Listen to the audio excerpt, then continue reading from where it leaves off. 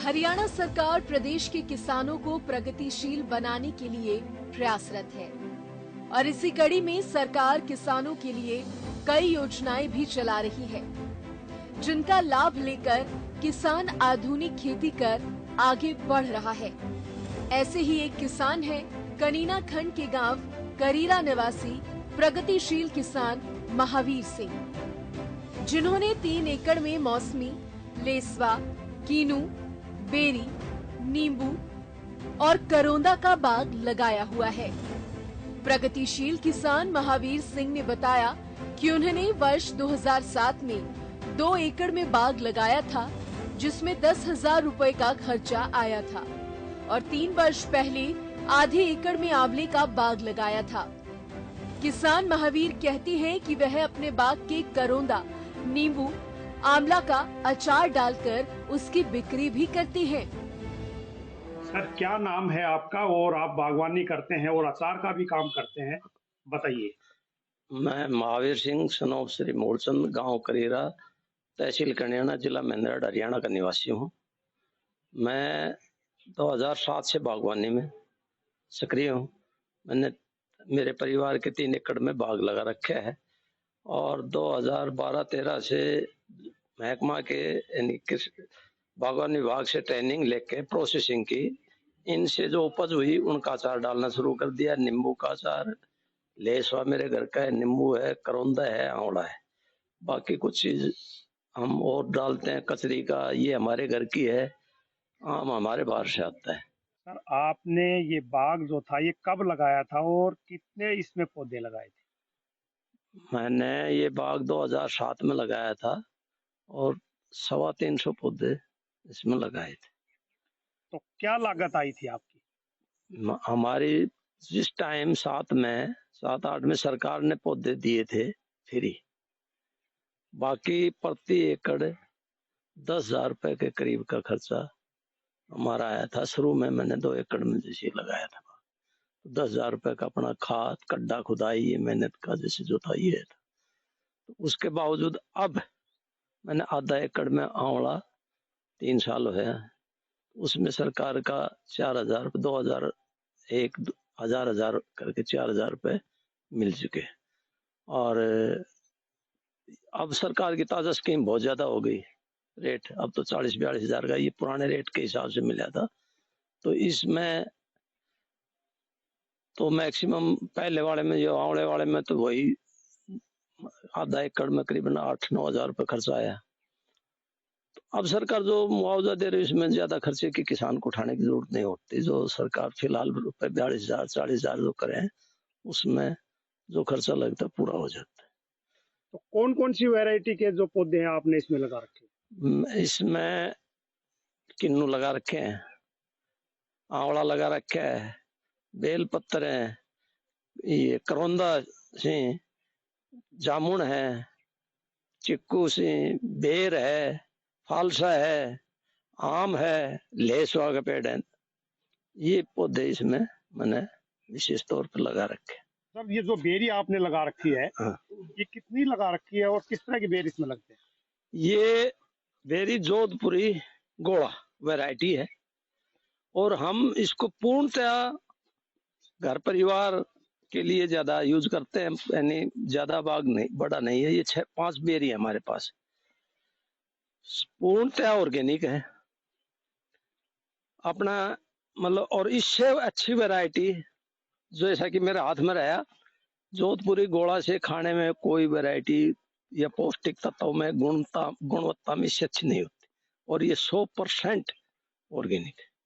हम इसमें कहीं आपको दिखाई देता होगा नीचे, कहीं कोई पानी, दवाई, गड्ढा कुछ नहीं करते, जैसा लग रहा है देसी ही जो स्प्रे, नीम की गुठली की स्प्रे मारी थी, या खाद जो देसी जो अपना तैयार होता है वही डालते हैं। किसान महावीर सिंह बताते हैं कि वह अपने बाग में प्राकृतिक खेती करते हैं। इसके साथ ही वह इंटरक्रॉप में मूंग और मेथी की फसल भी लगाते हैं।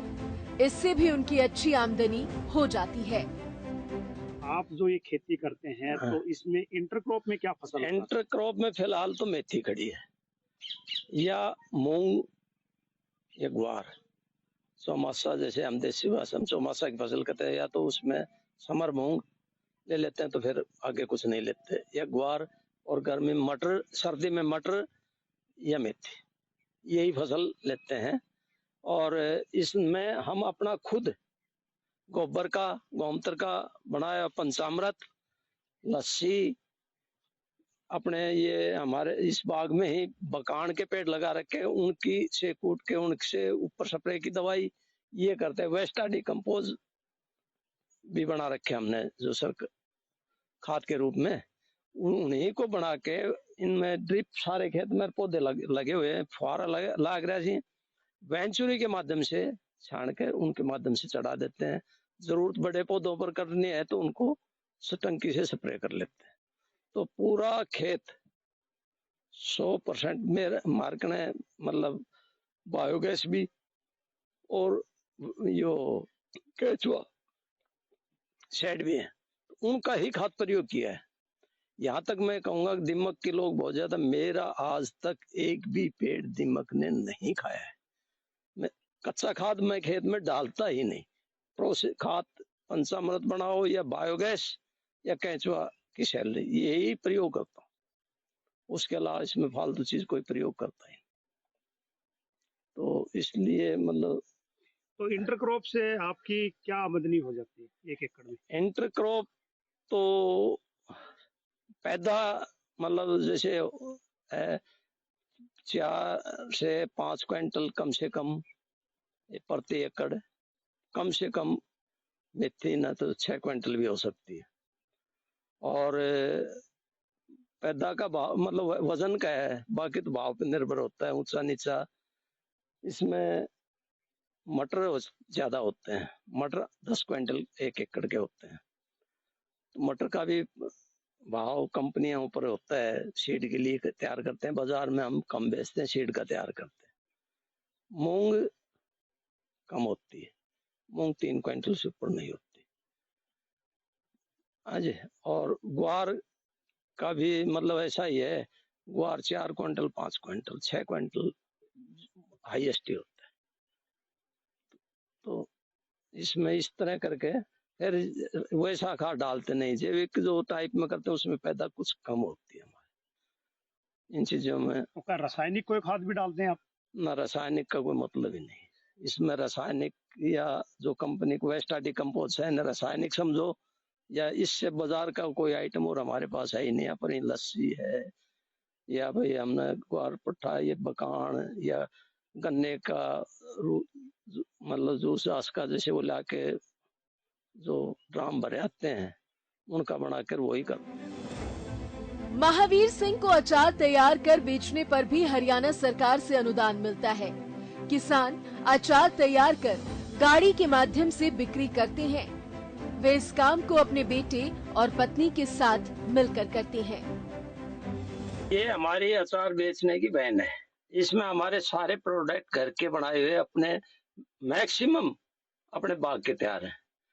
तो जब हम बाग लगाया तो इकल्ला बाग में हमारा गुजारा नहीं होता था, तो ये प्रोसेसिंग का काम करने से हमारा ठीक काम चल गया। सेल पॉइंट है, इसको हम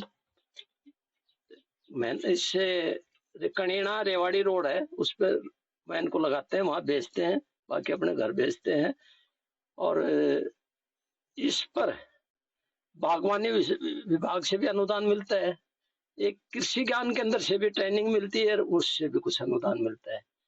तो अनुदान तो जैसा जो काम करता है उसके हिसाब से कम बत्ती अलग अलग मैटर है। एक में प्रोजेक्ट में 1 लाख मिलता है, एक में कुछ सामान मिलता है, कृषि ज्ञान केंद्र वाले में बहुत बड़ा प्रोजेक्ट लगाए तो 25 लाख का प्रोजेक्ट पे सरकार 10 लाख सब्सिडी भी देती है। लेकिन हम अपना ले घर बनाते हैं, खुद बनाते हैं, अच्छी चीज बना के बढ़िया कर रहे हैं, तो जल्दबाजी में अपना जितना जो घर में अवेलेबल हो सकता है उतना ही काम करके उचित समझते हैं। उच्च क्वालिटी का अचार तो हमारे पास टीट है, कचरी है, करेला है, नींबू है, लहसुआ है, गाजर है, और ये लहसुन है, अदरक है, कटहल है, आम है, और ये आंवला है। इस प्रकार के करीबन 18 टाइप के अचार हमारे पास अपने घर बनाते हैं। सर अचार जो आप डालते हैं उस अचार में आपकी एक वर्ष में कितनी लागत आ जाती है और कितनी क्वांटिटी का अचार से आपकी एक वर्ष में कितनी इनकम होती है? मैक्सिमम एक साल में रॉ मटेरियल मसाले वगैरह करके 10 से 12 लाख रुपए का खर्चा आता है और 15 से 16 लाख रुपए करीब की बिक्री होती है। तो मैक्सिमम 22 से 25% का मुनाफा मेहनत का लगा के बिक्री अपनी खुद करते हैं, इससे लगा के रिटेल में बेचते हैं, थोक में हम बेचते नहीं। तो उस हिसाब से ये होता है जिसमें मेहनत हमारे परिवार लगे होता है।